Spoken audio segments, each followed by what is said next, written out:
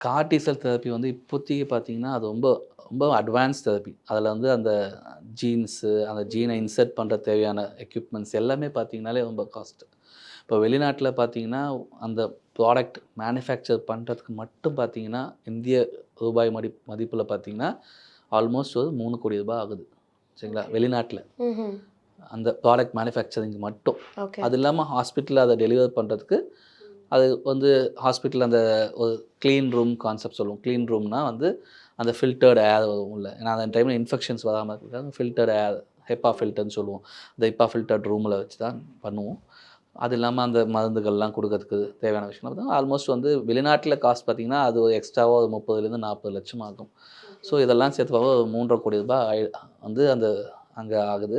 இப்ப அமெரிக்கால பார்த்தீங்கன்னா, இன்னும் அதிகமாகுது காஸ்ட் ஆஃப் ட்ரீட்மெண்ட். ஏன்னா அங்க இன்சூரன்ஸு அந்த காஸ்ட் ஆஃப் ட்ரீட்மெண்ட்டே அதிகம். ஸோ இந்தியால இந்த ப்ராடக்ட்டோட காஸ்ட் பார்த்தீங்கன்னா வந்து வேரி ஆகும். அது நெறைய 2, 3 கம்பெனிஸ் இருக்காங்க. 2, 3 மேனுஃபேக்சரர்ஸ் இருக்காங்க. இந்த ப்ராடக்ட்டோட காஸ்ட் பார்த்தீங்கன்னா, எனிவேர் பிட்வீன் 20,00,000லேருந்து 35,00,000 வரைக்கும் இப்போதைக்கு இருக்கு.